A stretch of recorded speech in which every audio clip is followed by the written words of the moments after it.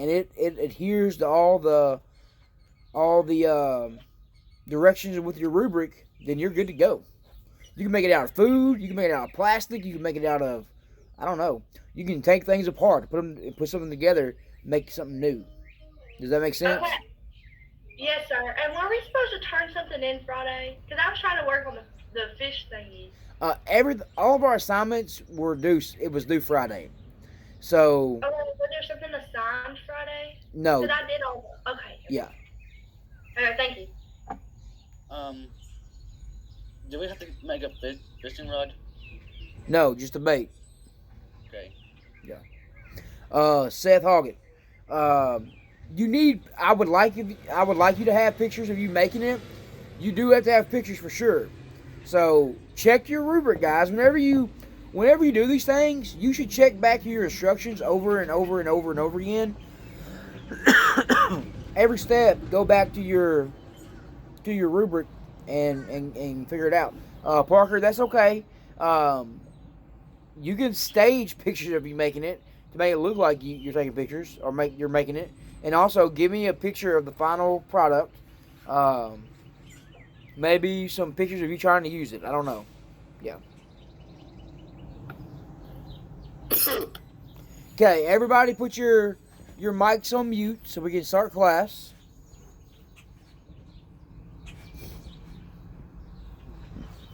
One more thing I want to cover before we get rolling with class. Um, when I grade your assignments, this is what happens. I get a list of your names, and it shows me your work. Okay? If you don't hit the turn in button, Google Classroom puts a 0 for your grade. Now, if I catch it, I can go in and I can fix it. I can grade your stuff. But the problem is, when you don't hit turn in, it's easy for me to miss your work. Okay? Because I have to go in and click individually, and if I accidentally skip you, not on purpose, but if it's an accident, then you'll get a 0. Okay? So make sure, I can't stress this hard enough, hit that turn in button. Once the assignment is closed, once it's past the due date, your turn in button, I think it goes away. Okay? So make sure you do your work on time and you hit turn in. It's super important. Even if I do grade it, I'm going to take about 5 points off. Okay, Chloe, great question. I'm not going to give you a 0 for not joining the video call, because some people are using like their parents' phones for internet, and their parents are at work. So I can't. I'm not going to do that. It's important that you join the video call so y'all can ask me questions like about the bait, about your grades, and I can talk back and forth with you like this right here. Because the videos I post, they answer some questions, but it's not nearly as good as the actual conference. Okay, so you're not gonna get a 0 if you don't join, but man, your life's a lot better, a lot easier if you do join. Okay, great questions, guys. Last week we started our unit on viruses. Okay, and it's very applicable because right now there is a virus that has changed our entire world around us. Right, one strand of virus has basically brought the world to a halt. Um, and I think it was on Thursday we looked at bacteriophages. Okay, now the name is kind of deceptive, bacteriophage, but let's do a quick recap. Somebody, you can turn your mic on and explain to me, or you can write in the text box. Somebody tell me, what is a bacteriophage?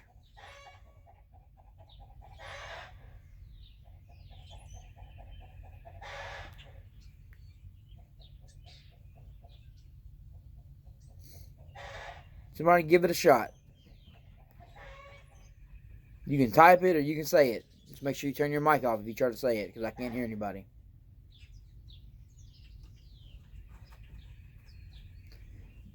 Dakota McLeod, you are the winner, my friend. Good job. Bacteriophage is actually a virus that infects bacteria. Okay, phage means virus. Bacterio means bacteria. So it is a virus that affects bacteria. So, in your assignment from last week, one of your questions, I wanted you to explain to me what are some ways that by understanding viruses, what are some good things that can be done, but also what are some bad things that could happen. You all did an excellent job at explaining some bad stuff that could happen with our knowledge of viruses. However, your positive things were a little bit shaky. Here's what I was looking for. And some of you said other things that were really good. That you were right. It was correct. But I was really, really looking for you to talk about those bacteriophage. Because think about this. Right now, you get a bacterial infection and you go get an antibiotic. That's great. But people are really bad about taking antibiotics. So they usually take them until they feel better. Boy, put some clothes on. They usually take antibiotics until they feel better. And then they stop taking them. Well, the bacteria that are left over have a resistance now to that antibiotic, and all of their offspring also have a resistance. So they kind of evolve that way. And there's a chance, there's a big fear in medicine that one day antibiotics won't work anymore at all. So that means you go to the dentist and you get some dental work done, and you might die from a bacterial infection.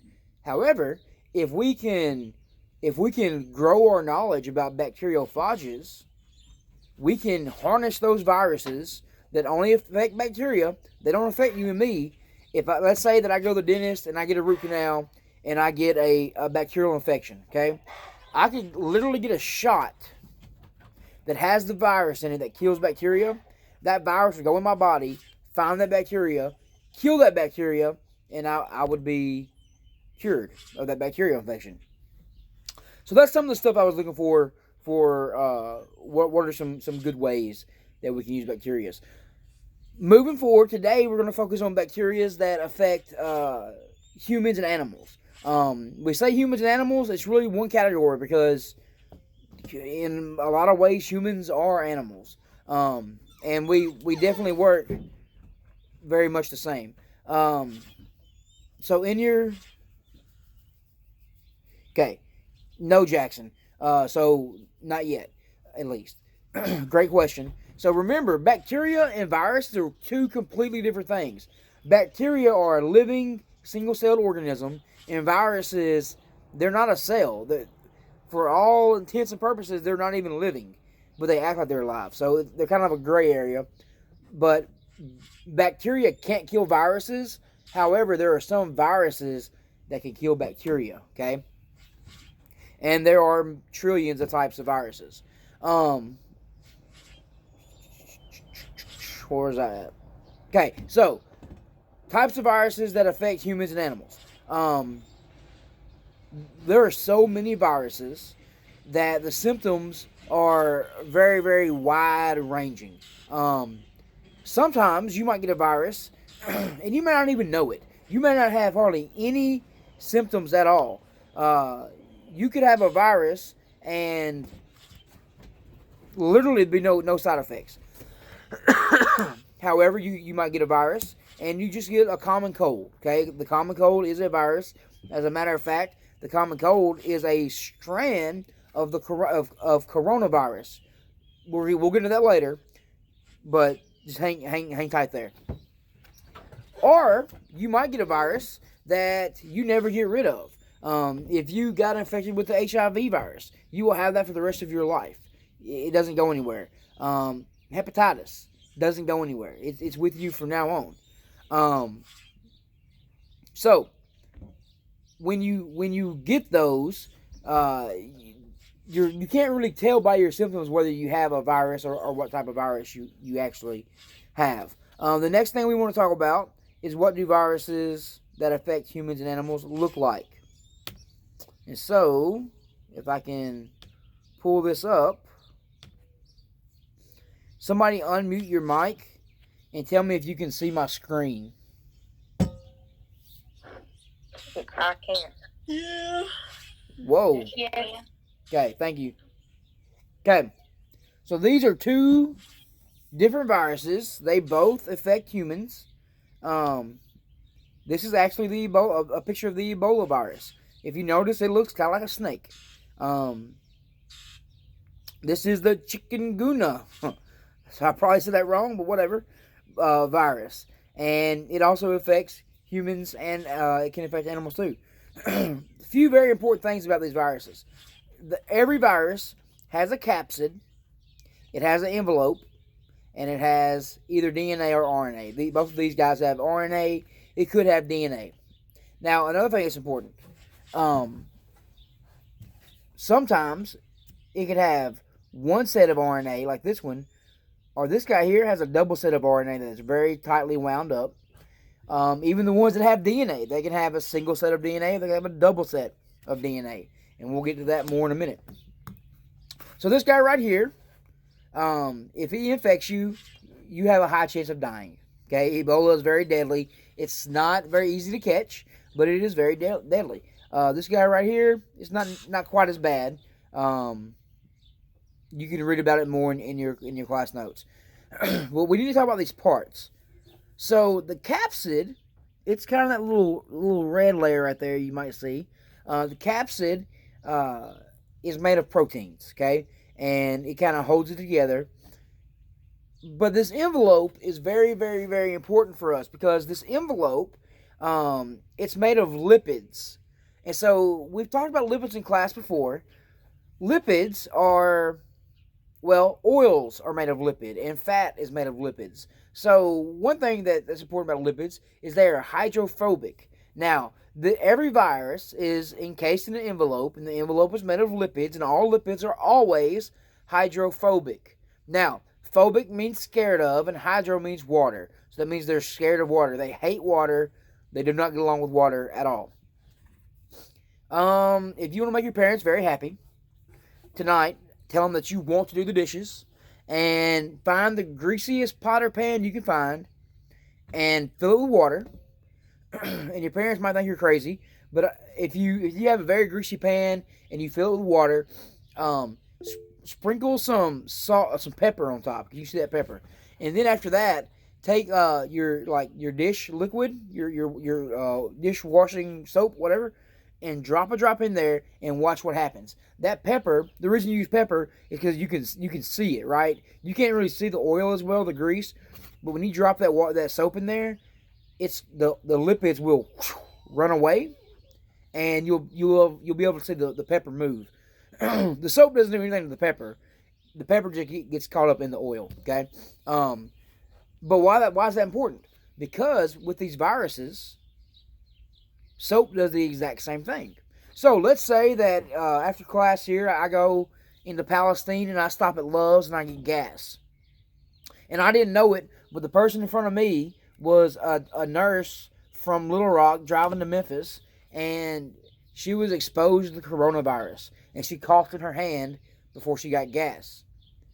If I touch that gas nozzle and it has the virus on it, it is now on my hand, and if I wipe my nose, or if I bite my nails, or if I rub my eyes, I'm going to get the virus.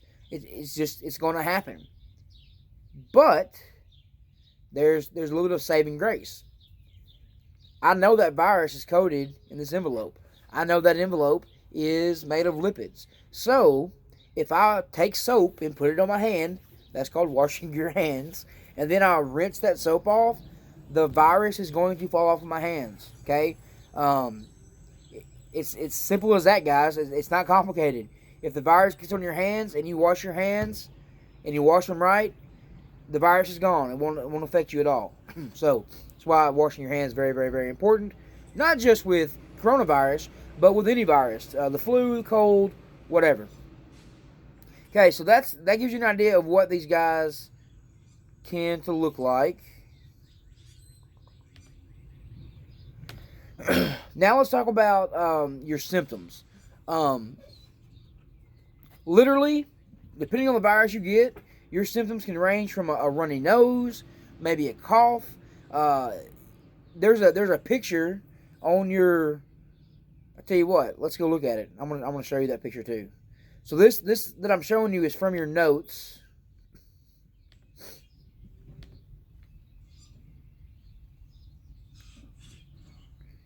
Quite a few of them today.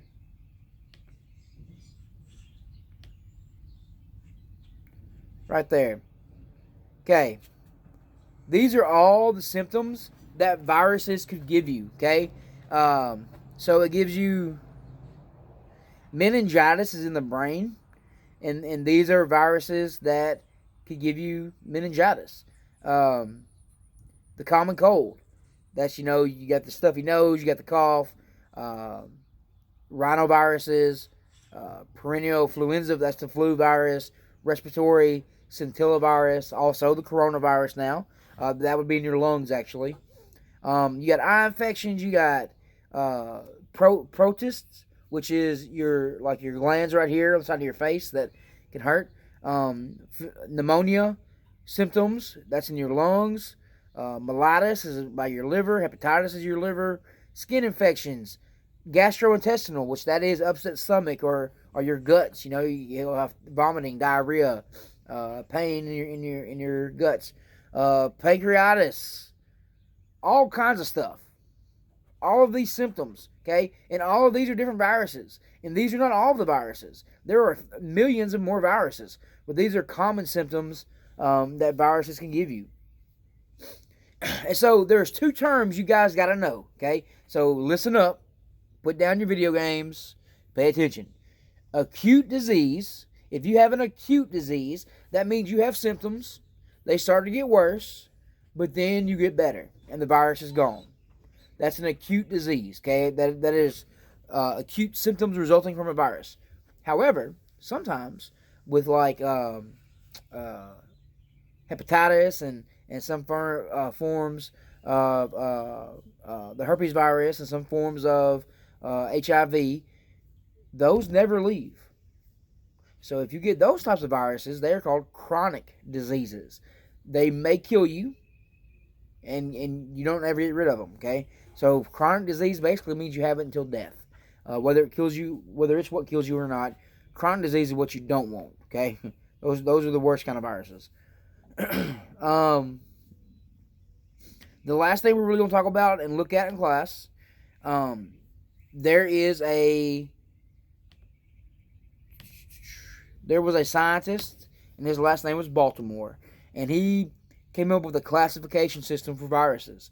Now, there are many types of viruses in each classification, but basically they're classified based off of whether they have DNA or RNA, whether they have single strand or double strand, and how they make their DNA, RNA, or actually their messenger RNA, which affects your cell.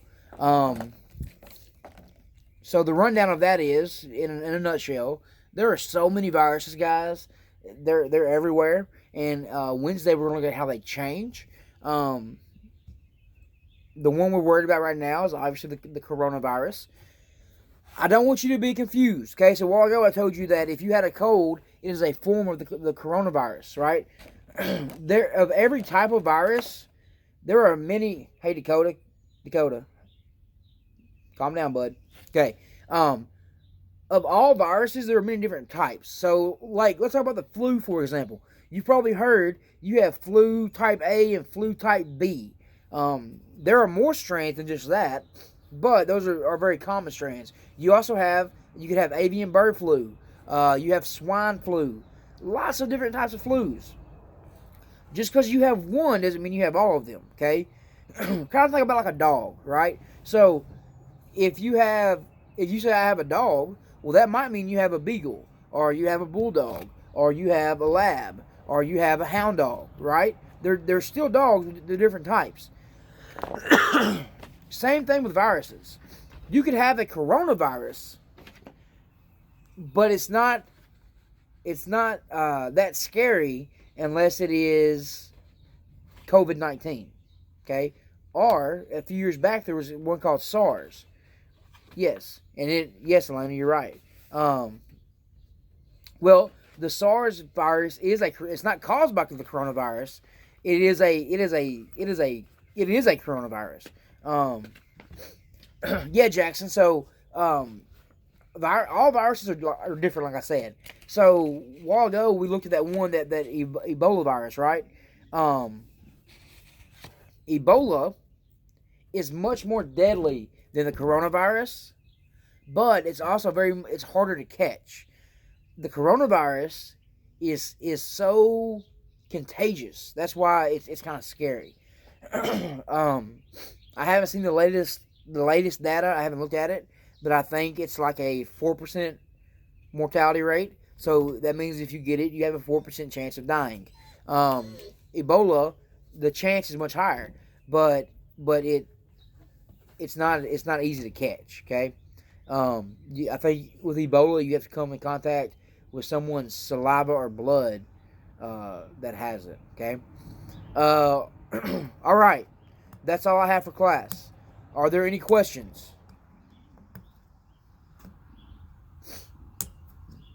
Okay. If you don't have any questions, you can log out. If you do have questions, you can stick around and you can ask those questions. Other than that, have a great day, guys.